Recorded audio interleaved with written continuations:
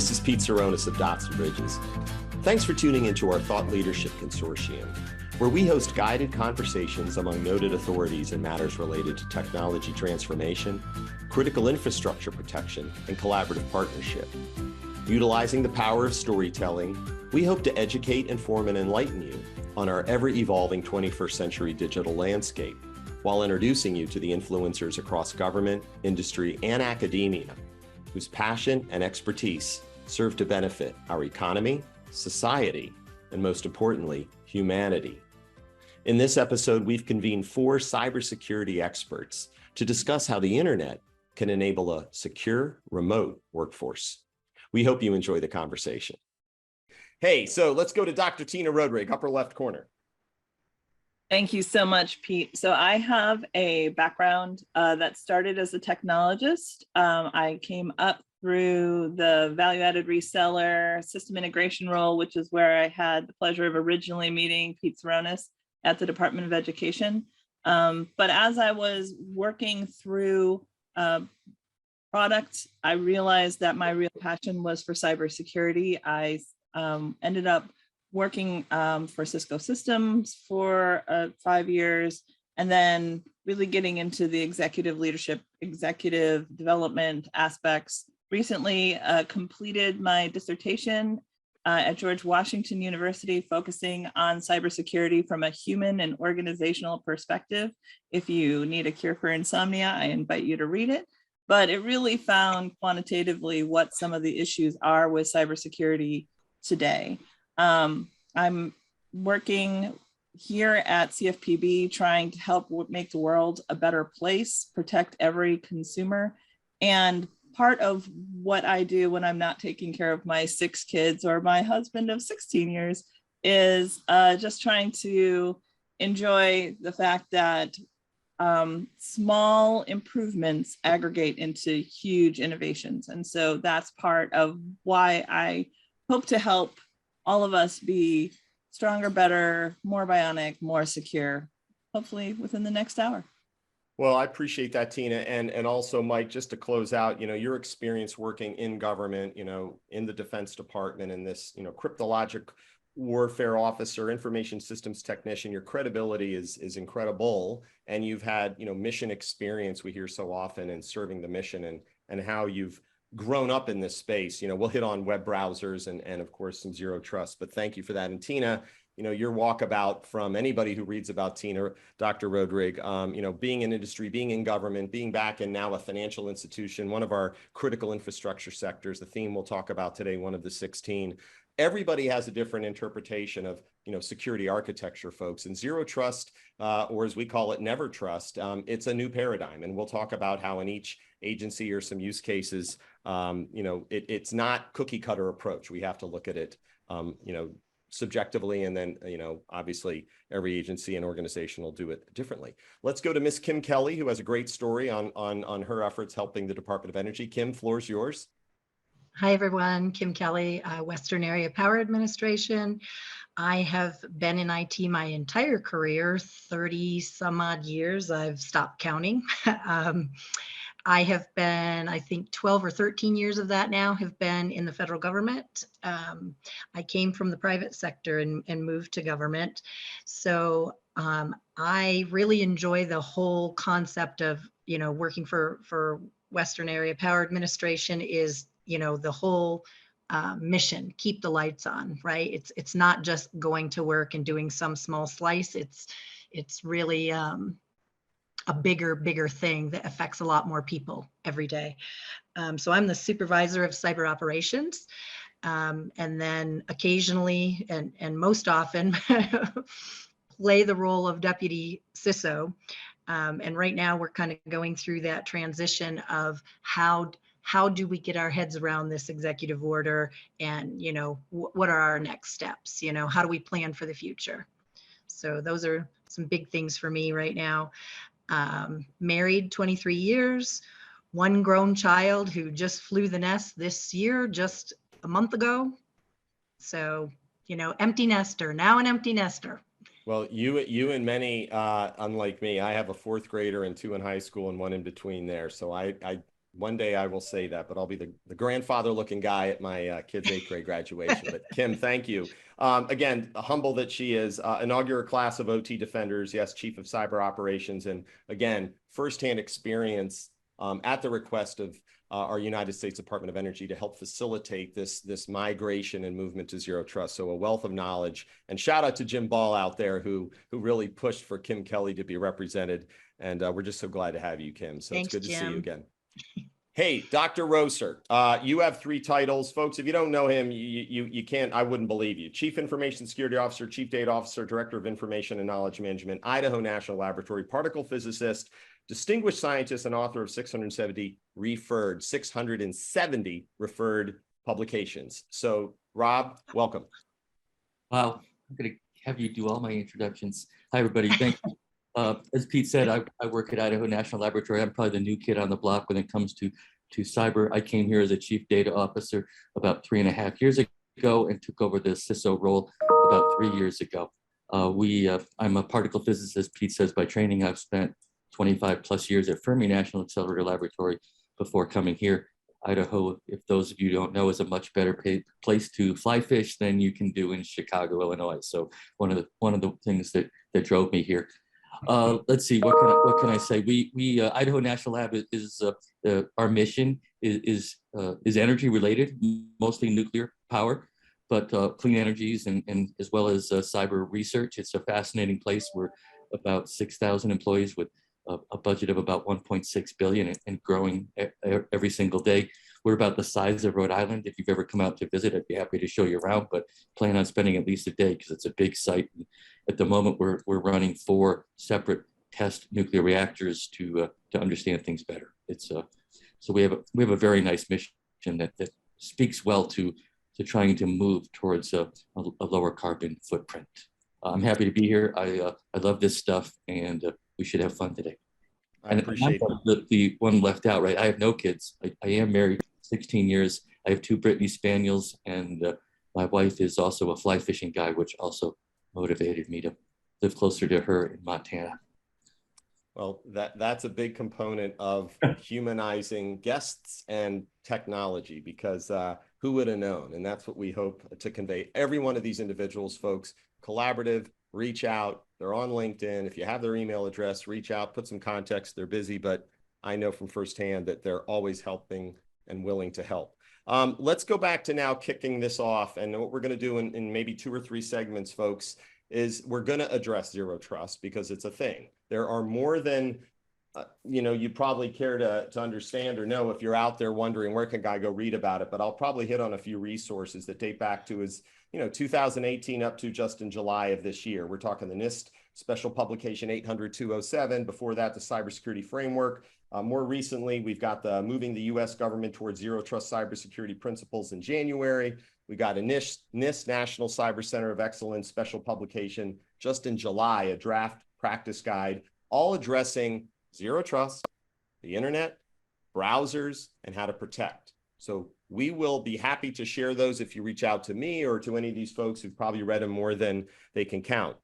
But we're also talking about remote work and the reality that zero trust is a paradigm because the threat landscape's expanded. People are working from home. The pandemic had an impetus or caused a lot of that. This expansion of the attack surface and hybrid remote work and legacy security architectures, no disrespect to VPNs, software-defined networking, however we've done perimeter security in the past. Well, more devices, more people, and they're not all in one location. So we're going to examine that paradigm shift because guess what's consistent through all, right? The browser. Everyone uses it. Use it on your devices. You use it to communicate, and you assume it's all protected. So with that in context, Tina, I want to come back to you. You're the CISO at one of our leading financial regulator, forgive me if I'm saying the wrong bodies. How are you looking and viewing zero trust as an opportunity to secure but also transform culture? Well, I think you have to take zero trust and the pandemic hand in hand at this point and recognize what a unique opportunity this has provided for us. What I think we're seeing is the end of the castle and moat mindset that has prevailed in cybersecurity. People now recognize that there is is not and has never been a perimeter, much like what Germany demonstrated to France with the Maginot Line, that anything that you do to protect your outside can be used against you on the inside. So getting that systems level thinking in place where you realize that you have to protect on multiple layers simultaneously, the atomicity of it, as well as making sure that you understand the interdependence and how one small input into a system can have cascading effects. You know, you just have to have that in your whole core, that you never assume that any aspect of your resources are secure, and that you never trust them, to include the people. It is my personal philosophy that cybersecurity is a people problem, but then, you know, making sure your browser is secure, making sure that your gateways are secure, making sure every element is as secure as it can be, but then still not trusting it and challenging it on every front is part and parcel of what I think has to be part of the perspective that everyone brings to the table. And I'm going to come over here to Kim because Tina brought up the human element, right? There's obviously technology that can be leveraged. There are more tools out there that can help secure networks, and nothing's perfect, no silver bullet. But, you know, a key tenet of the Zero Trust Architect strategy, which is an OMB Memorandum 2209, which was dated in January of this year, says no network is implicitly considered trusted, but the DNS and HTTP traffic are critical to be looked at. Agency CFOs, chief acquisition officers, chief data officers, it's a coming together of people thinking about data differently and how to protect it, and devices that aren't human. How does the zero trust concept and perspective impact you at WAPA, and then, you know, and what you're trying to lead at the DOE, Kim? So it is, I guess, the first thing is getting your head around the paradigm change. So a lot of us are still stuck in the castle and moat, to refer to Tina's analogy, and that is changing. So the first thing that you have to accept is that you're going to have to do a thinking change first, that the whole paradigm is shifting to concentrate on logging into an application directly instead of logging into a network. So you're actually losing that network layer of protection that we thought we could stand behind. This concept of building things stronger at the application level, trusting no one, and you know, verifying all the time who's logging in, and getting that thinking change. So after you do that, there's just a planning cycle of one, understanding that this is, you know, how do I eat the elephant? And it's one bite at a time. You know, this isn't something that's going to happen overnight. This is something that's going to, you know, right now, you're planning anywhere from, you know, 1 to 5 years out. And these plans that we're making are living documents. I mean, literally, you know, once a month, there's a change to, okay, we're going to refocus. That's not necessarily the project we want to do first. Now we want to switch that up. So, you know, nothing is etched in stone, for one. It's learning new concepts and tools, for two. And then three is do we have the manpower and woman power to make that happen, and in what time frame?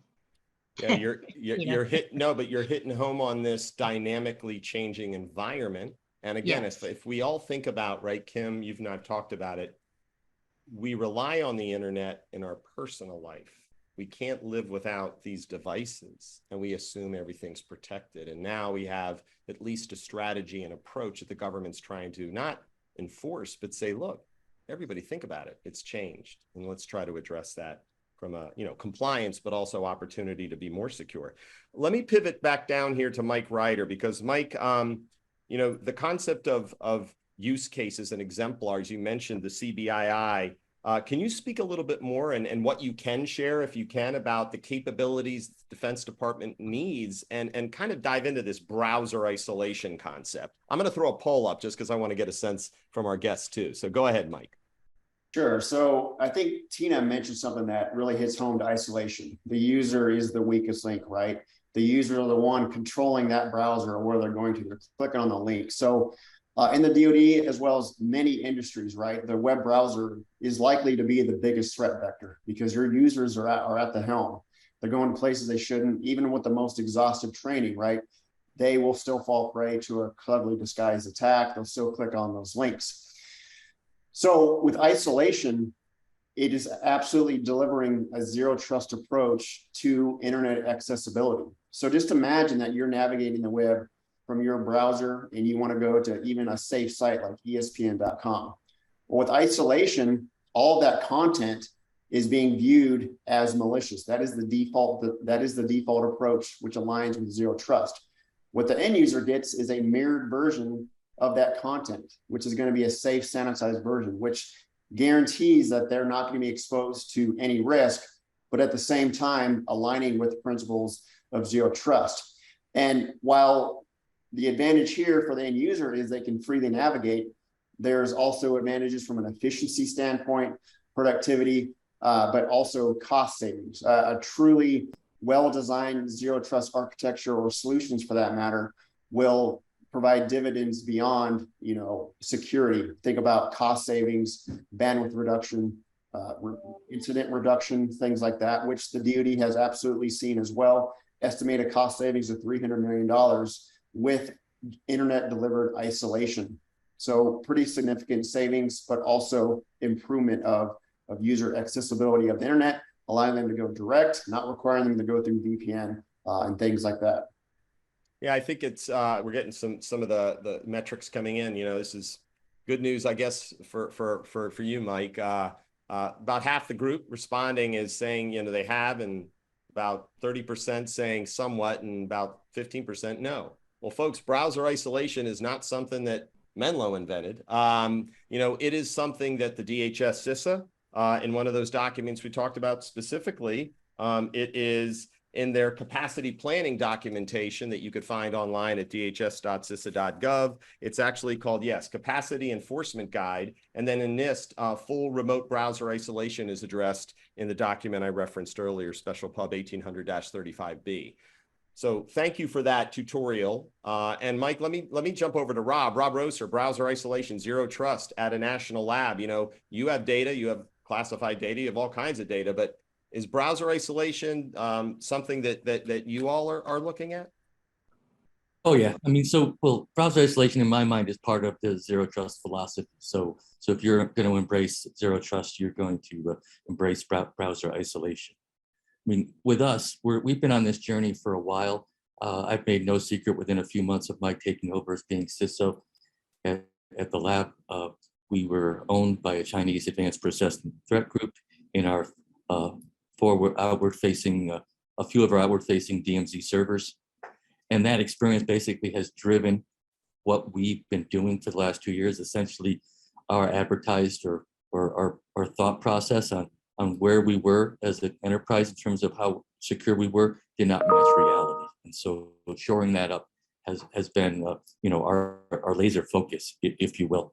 And so doing that, we've done a number of things, but we've been on the journey of the executive order really for the last 2 years, well in advance of the executive order hitting us, because like I like to tell people, just because it's an executive order doesn't mean it's a bad idea, right? There's a lot of things in there that work and that you ought to be doing.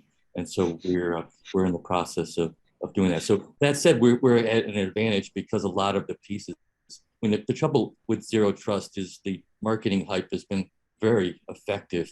And people believe that if you just buy X, Y, or Z, you now have embraced zero trust, right? And so there are tools that you potentially need, although you can oftentimes just work with what you have. But the challenge is configuring it within the zero trust philosophy, which is typically quite different than what Tina said with the castle and moat. And so that's where we're at. And so appreciate that. I see two heads nodding from our female guests. So Tina, I want to come up to you and just again emphasize there are two primary, or I think core documents, the Executive Order 14028, folks, that came out on May 12th of 2021.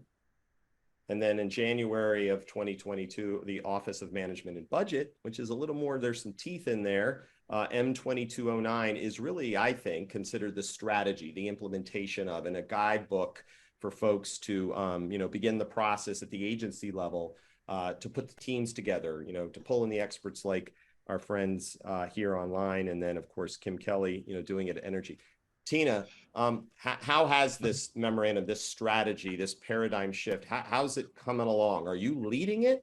Are you part of a team leading it at the CFPB? I'm a co-chair of Zero Trust along with my infrastructure friends. And we have really pulled in enterprise architecture, our chief data officer, and everyone in order to get to that maturity assessment. And the good news is that we had many areas where we were advanced and optimized. But it really did highlight the opportunities for us and where we could make some more foundational shifts in how we can get to those more advanced settings. A part of what was terrific for me was that a lot of these ideas, as Rob mentioned, are not new. And in fact, multi-factor authentication, making sure that you have the isolation at every level, none of this is new. In fact, this type of systems thinking should have been part and parcel of how we synthesize cybersecurity and, examining those relationships, understanding cascading effects. So part of what we're trying to do is lead the charge in the FOREA space and make sure that we've incorporated all of the various aspects of Zero Trust to include not trusting technology, not trusting the emergence or relationships, making sure that we're seeing the parts and the wholes holonically as well as holistically. And it's a completely different mindset of systems as opposed to just one big system. So recognizing where you can directly control, like a browser, and where you can't, like a relationship sometimes with supply chain. Well, Kim, let me jump to you now. Thank you, Tina, because one of the, I think they're called the strategic goals that are in alignment with CISA, the organization at DHS, and its 5 pillars. We're talking about identity and devices and networks and applications, workloads, data, a lot. There's a lot, and the dreadful data call of, hey, agency X, tell us where all this is. That could be scary, can it not? And then again, for our folks in the audience, whether you work with government or just trying to understand, the movement towards Zero Trust is hopefully along those pillars to start looking at visibility and analytics, automation and orchestration, governance. They're known as these cross-cutting components. So Kim, can you build off of Tina and talk about what it's like just rallying that organizational culture? And how to pull the right people in and convene to kind of move out on this, communal effort. Yeah, it's difficult. It is voluminous, I guess is the word I want to put to it. Each of those pillars that you talked about have functions underneath them, at least 5. Some have more. So it's we're talking about looking from the start at 25 different functions, right? And each of those functions might have a new tool associated with it. All of us are potentially already doing something in that realm completely different than each other. So the trick here, I guess, is to bring people together to discuss, is there a better way? So that is the approach DOE wanted to take, which was, can we do some things at the department level that we can share down and everyone can join in and use that service where we're mastering it one time and then sharing participation of it to join up, right? So economy of scale. So that's one approach that we've taken is can we use solutions that are managed in one place, enterprise management of the solution. And then the second approach at a smaller level that I worked on was to get the PMAs together. So the 4 federal power marketing administrations to sit down from a cyber perspective and discuss kind of what this really means to us. How do we shape up our business networks, and what is it that we're already doing or not doing? What are we missing? Where's the gap? We've done gap analysis, we've done self-assessments, to try to figure out what are the best next steps from everything we know right now. Yeah, well, again, everything Kim's saying, folks, it's right there in Appendix A and B, if you will, of OMB 2209. So please re-examine it if you're just trying to learn or you're obviously a part of the team moving out on that. I'm gonna come down to Rob and Mike, and I'm gonna start with Rob, and then I'm gonna come over to Mike. Partnership, buying and selling, okay? Capabilities mapped to alignment and requirements that are different across every agency. Rob, there's not enough time in the day for you to examine tools, to look at tools. How do you conduct, or should I say, how's it working in your world where tech diligence is looking at products and tools, especially with zero trust in mind, because it's not something you buy, it's a strategy. How are you finding that knowledge share coming along, and what's working for you? Are vendors as educated as you hope? Can they improve? And then Mike, the question will be on your side. What's it like calling into the government? Go ahead, Rob. Yeah, so like I said, we started earlier, so we're not scrambling to try to catch up. One of the things we did early on post DMZ incident is we sort of went back and reevaluated the tool suite that we were running, looked at where we had overlap. We had a lot of tools, where we had overlaps, where we had gaps, and we sort of, to use a mathematical term, re-diagonalized our tool suite to match our needs. And so we've been doing this for a while. We're not trying to boil the ocean and procure 20 tools at once. We go through, we put together what our requirements are for a particular piece. We then look at the landscape, and then most importantly, and I think probably most frustrating for the vendors, is we have, at least the national labs have very complicated missions and complicated environments as a result.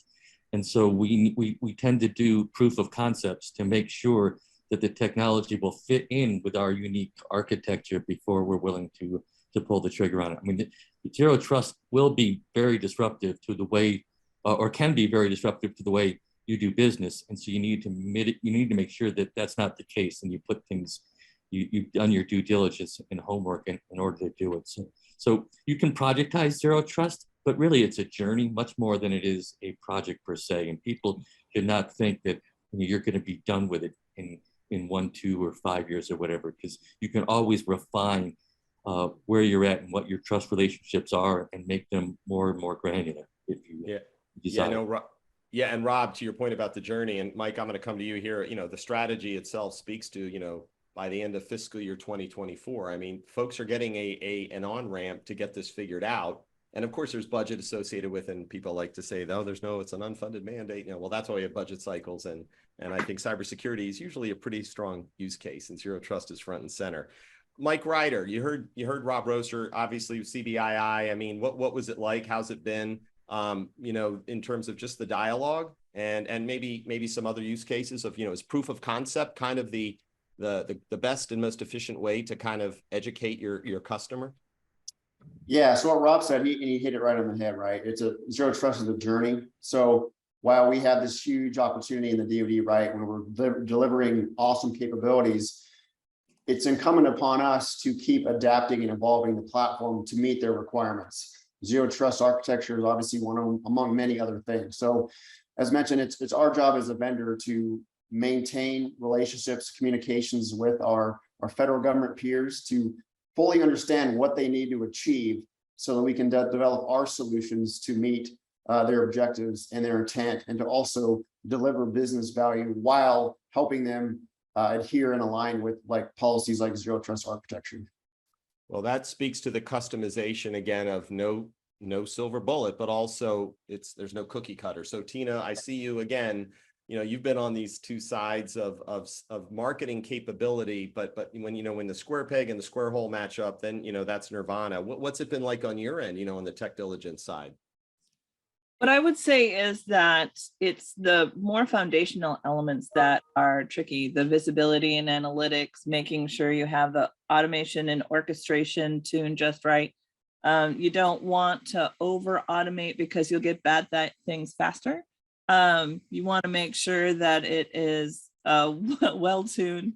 and that the governance, that again, back to the human element, is all in place, right? We have some teams that are very mature and they understand why they have to not just get left of the boom, but they have to get left of the build, left of the buy, left of the budget to make sure these requirements are built in. And we have other teams that may not have the same maturity with regard to cybersecurity. So I'm just working, you know, across these various elements to find people where they're at and help them get to the cyber renaissance, where the hills are alive with the sound of cyber and we're, you know, able to get there together, because unfortunately it's going to take all of us. Appreciate that. And Kim, let me come back and, you know, for wearing your Western Area Power Administration folks, again, these are utilities that are government owned, operated, been around for years. You know, they are, you know, serving rural parts of the country. They cover the country. You know, you've seen the compliance side, Kim, right? Which is important, right? Just getting people motivated, putting together documents, but, you know, forcing folks to come together. I know that's part of the storming, norming, forming, but at WAPA, is this something you're tightly, you know, integrated into as well from their mission standpoint in Zero Trust? And what's that been like, you know, again, on that question of, you know, finding the tools and those who really understand how to help you meet your goals? Yeah, so it's kind of a fine line with the tools, because there's offerings for many, many tools. What you run into is you don't have the staff and the head count for everyone to go learn those new tools and use them correctly or to your advantage, right? It becomes a, you know, there's that fine line that you're walking of did this help me or hurt me, because I've spread my staff so thin. Everyone is just a general user of the tool and not an expert. You know, we're only doing what's turned on out of the box, and we're not really using the tool to its highest capability, that type of thing. But for this journey, I think we've kind of done like a top 10 type thing that we're going to do. Just like Tina, we have we've got a WAPA wide project manager. We tried to pull this out of one group being cyber that owns it, that this is going to be cyber driving it, but that all of WAPA groups are going to be involved with participating in it. They hear a lot about it. We have funded the top, I think it's 8 projects right now that we're going to work on, and several of those have kicked off already. So we're trying to make this a team approach. This is so big, no one person can say this is what we're going to do and how we're going to do it. And you know, it's too many people involved and too many, you know, subject areas, right? If you do the math on just starting with 25 subject areas that need attention to become Zero Trust compliant, it's too much for one person, you know. So let me take that. You mentioned the people. And by the way, any of our guests watching, please use chat, ask specific questions to our guests directly, and they will answer as they see that they can. And we appreciate even the fun comments from our own Mr. Jim Ball. Hey, Rob Roser and guests, we're going to go into the workforce piece, right? The president's management agenda, every time there's a version of it that comes out, speaks to workforce development, right? This is an education as well for people, right? Technically, we know you can build a Zero Trust architecture, design one. You could find products, right? More than one, of course. Rob, what's it like, you know, when it comes to, you know, is it you, is it others who are trying to educate your own community on, we got to be extra careful now in this crazy world where you have billions of devices connected?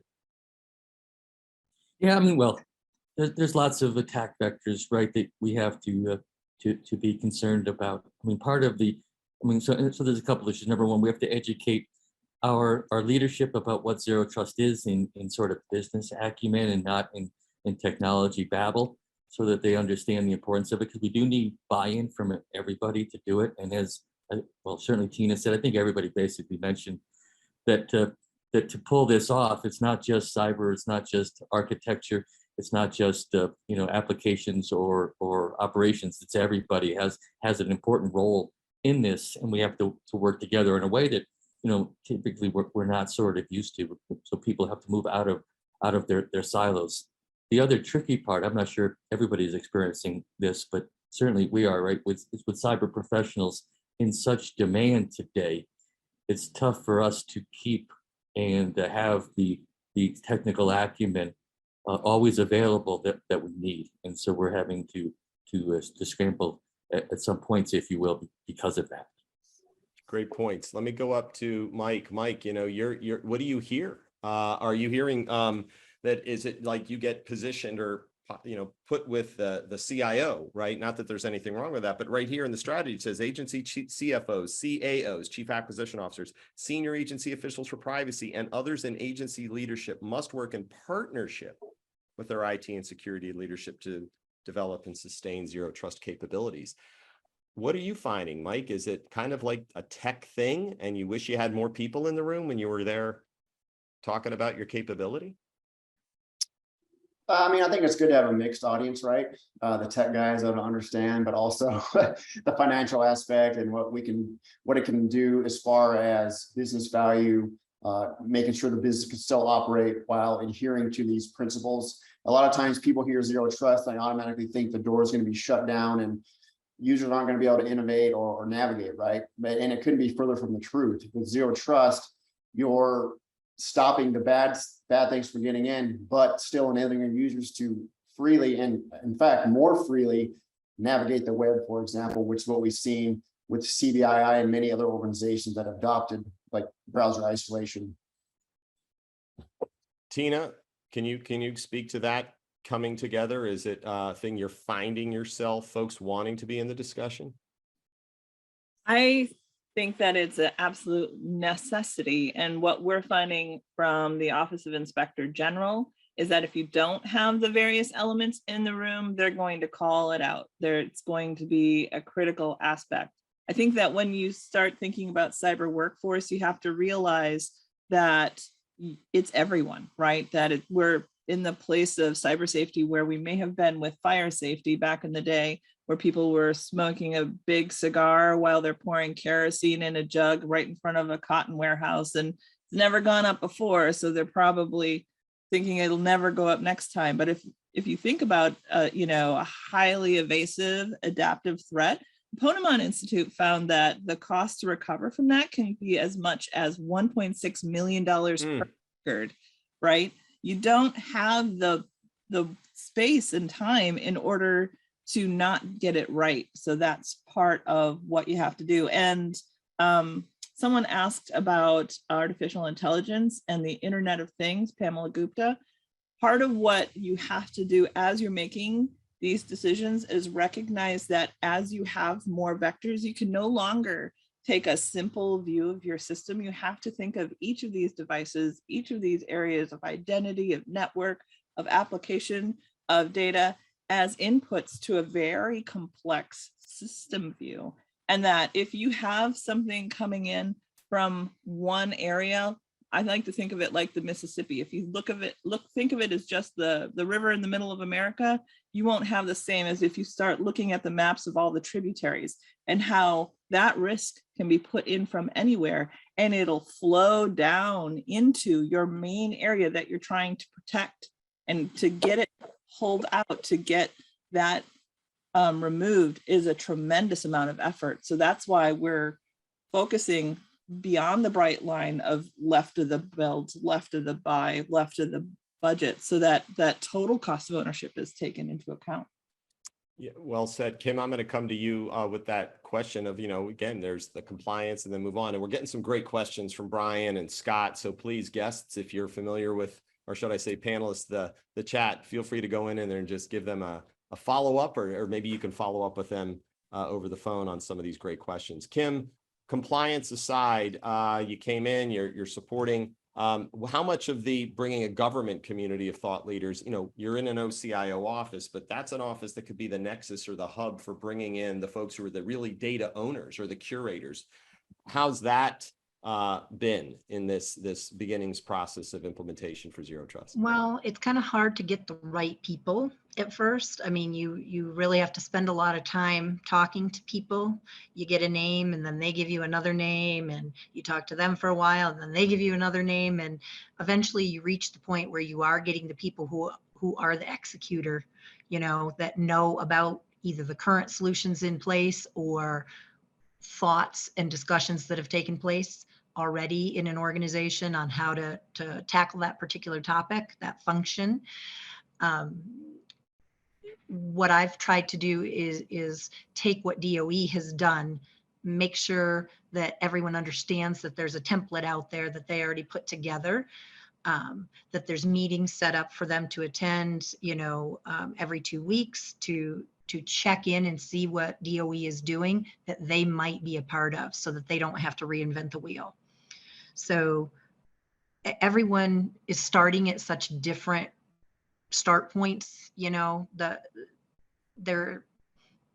I wish there was one solution for everybody to say, start here. Some people have not finished their PIV card stuff, so you can't say, okay, do this now after PIV cards. There's just, everyone is at such a different level. It's very difficult to say, here's the solution. We want you to all go perform. And then everyone has to take that back, and decide we can't do that because XYZ, Yeah. we're further along or we're further behind. And I think that's what, again, when we titled this, your home has become your office, or your browser has become your office, and so et cetera. That's the reality. We need the internet. We rely on the internet, and, putting it into a sandbox or a container and just know that it's trusted. That's the thing that I say, helps customers sleep well at night. And I want to be clear, folks, this is not simple. Kim, Yeah. You're in the thick of it. Tina and oh, go ahead, Kim. You were going to say something. I was going to say, I had something that came to mind from what Rob said, and it just made me think of workforce. I have found I'm actually able to get, I'll say, better and stronger technical people by not limiting to where they can work. So, it becomes friend of friend. Someone knows someone, they're out of state. They're not, they're not in a regional office area for me per se, but they're coming from an environment where, they've done some work for the federal government already, or they are very well cyber trained already. So I'm finding, at least through our contract service, that I'm getting much stronger people who know a lot more, alleviating me from train up time for some of the basics, and that paradigm is changing for me, which I appreciate in the remote workforce. Well, that is something that brings to bear just some things I want to throw out there. I know we're at 1:47. We're going to hit our parting shots in about 7 minutes. But, folks, those listening in, what is Zero Trust? We know it's not a product or a service, but, why remote and hybrid work demands Zero Trust? I think, when you think about it, it just makes sense. And for anyone out there who's a old school VPN, and like we said, tunneling technologies and perimeter security, it's not that those are going away, but it's a legacy and in some circles an antiquated way of looking, but might work still. And this is not to replace that. This is the expansion of opening the mind and the paradigm. But the reality is the rise of arbitrary mobile and wearable devices, the Internet of Things. You can still create micro perimeters, right? Mike Reiter, you've taught me a lot about that. And then browser isolation and sandboxing are key. So again, please look at Zero Trust as something that, it's hard, but if you have the right people in the room, you might come up with a really cool solution that others can leverage. So Mike, let's come back to you. We talked a little bit about, the capability and you're doing some great work at DoD. What are some of the things you're excited about, going into the new fiscal year? Are there some new capabilities with your roadmap? How often are you updating it? Yeah, we're excited about getting FedRAMP authorization, number one, within the coming weeks. DOE is actually our sponsor. We have a deployment in one of their entities within Department of Energy. So that's probably the most exciting piece of our platform currently. And then, of course, other solutions that align with Zero Trust principles, right? So browser isolation is just one solution out of many that deliver that type of capability, adhering to Zero Trust, taking a default, assume it's malicious approach, while allowing users to freely do what they want and be fully protected. So you talk a lot about a VPN. So we have a solution called Menlo Private Access that protects internal applications from API abuse, parameter tampering. It's sort of like reverse browser isolation. And that's the unique aspect there. And not to give a sales pitch, isolation is the key differentiator. It assumes everything to be malicious. The user never touches the original content, which means they're free to do whatever they please, right? And that goes back to the first point Tina made. Your user is the weakest link, and isolation removes your weakest link, gives them the ability to do what they want and still protect them and their organization. Well said.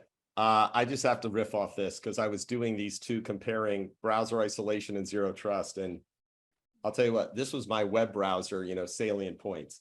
Operates under the premise that all web traffic is untrustworthy and potentially harmful. It's a strategic architectural decision.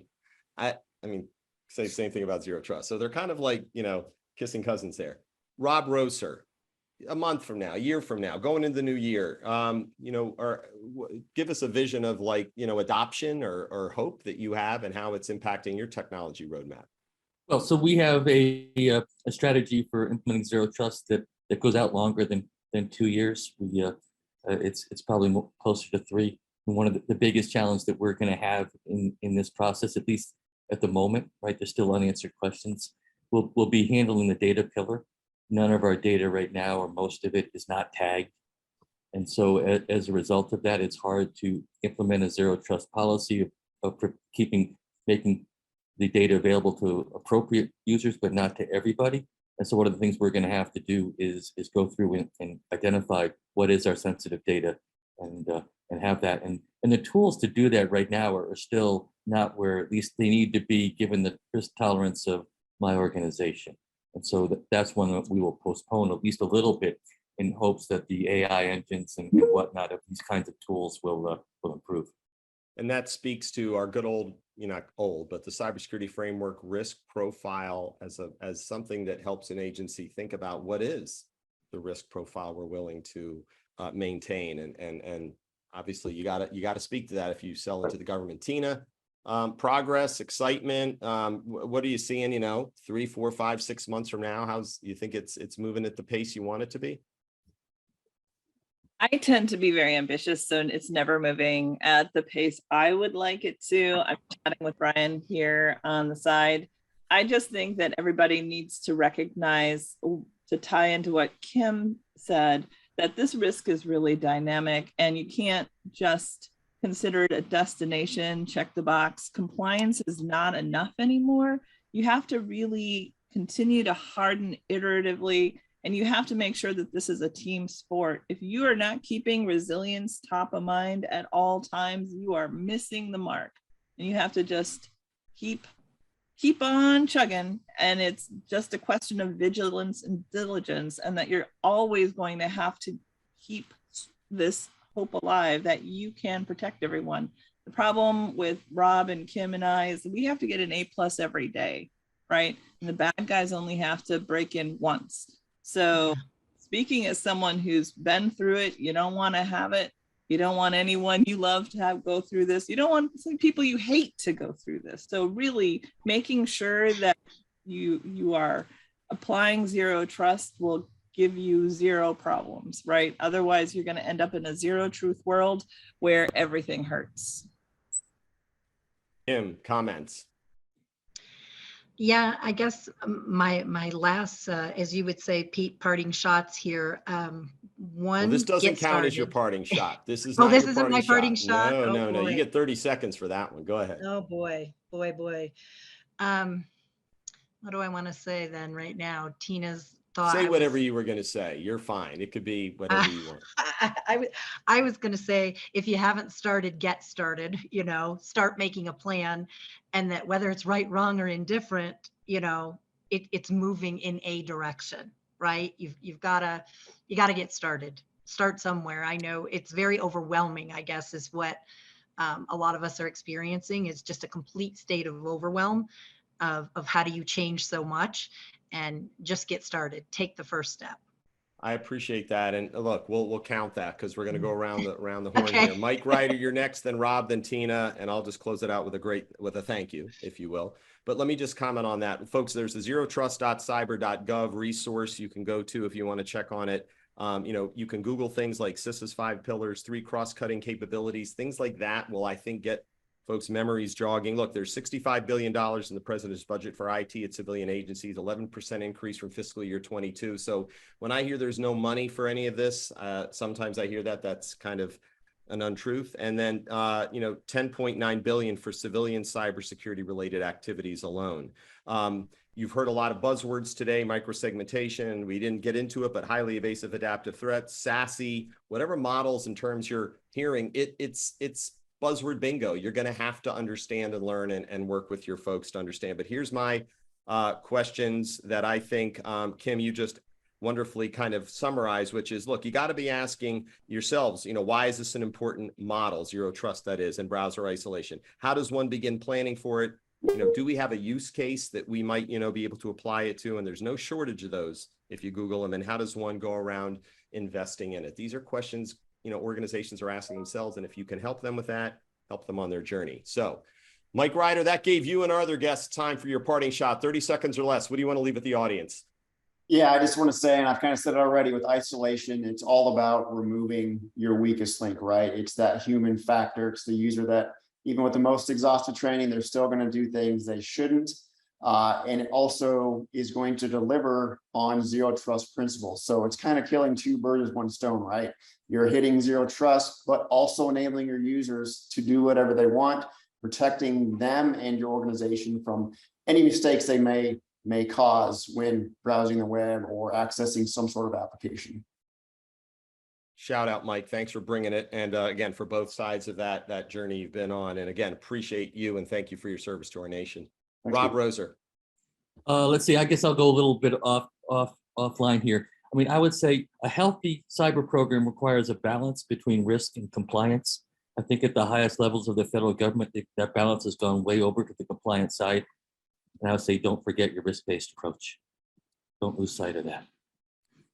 Never ending, well said and succinct. I love it, Rob Roser. We'll see you when you're in DC next. Dr. Tina. OMB found that 95% of federal significant incidents were caused by negligent or indifferent staff. You have to make sure that you are protecting yourself from your external threats as well as your insider threats. And if there isn't anything that you know that trust will let you down. So just be careful and be well out there. Wonderful. Again, thank you to each of you. You're each amazing, and I'm blessed to know you. Thank you to all of our guests, those that registered and weren't able to attend. Well, you will have the on-demand link. This is a conversation that is timely, and we hope you walk away with a few light bulb moments. So thank you, Kim. Thank you, Tina. Thank you, Rob. And thank you, Mike. Thanks, Pete. Thanks, everyone. You're welcome, Pete. Thank you.